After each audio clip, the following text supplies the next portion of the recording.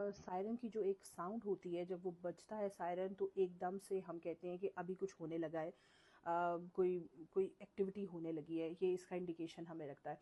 तो ये एकदम से ऐसा हमें क्यों होता है और हम डर क्यों जाते हैं, इसके पीछे एक बायोलॉजिकल रीज़न है। हमारी बॉडी, जैसे ही सायरन की आवाज़ आती है, हमारी body fight and flight reaction में जो है वो चली जाती है। ठीक है, कि जैसे कोई जो है वो थ्रेटनिंग सिचुएशन है और बॉडी उसी तरह से रिएक्ट करती है। अब आपने अपनी बॉडी को बेसिकली काम डाउन करना है कि वो इस रिएक्शन को ओवरकम कैसे करे। उसमें दो चीज़ें ज़रूरी हैं जिससे हम वापस अपनी बॉडी की पोजीशन रीगेन टू नॉर्मेलिटी लेके आ सकते हैं। सबसे इम्पॉर्टेंट चीज़ ये है कि आपने एक्सेप्टेंस करनी है।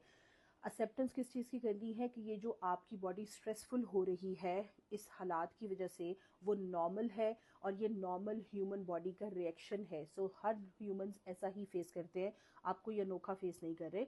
सो आपने अपनी एक्सेप्टेंस सबसे पहले करनी। सेकेंड इंपॉर्टेंट थिंग जो आपने करनी है, that is the grounded techniques, जिसको हम बोलते हैं। ये सिंपलिस्टिक टेक्निक है जो आप ऑप्ट कर सकते हैं अपने आप को काम करने के लिए। इसमें आपने करना क्या है, 5 ऐसी चीज़ें आपने देखनी है अपने इर्द गिर्द इन्वायरमेंट में जो आपको नज़र आ रही हैं। आप उसको रजिस्टर करिए अपने ब्रेन को।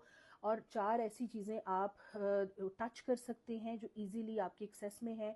आप उसको हाथ लगा सकते हैं, आप फील कर सकते हैं। 3 ऐसी चीज़ें आपने स्मेल करनी है जो इर्द गिर्द हैं आपके, लाइक चाय की खुशबू हो सकती है, आपको खाना पका रहे हैं, कोई लोशन है, कोई आपको बहुत अच्छी फ्रेगनेंस पसंद है, आप वो जो है वो स्मेल कर सकते हैं।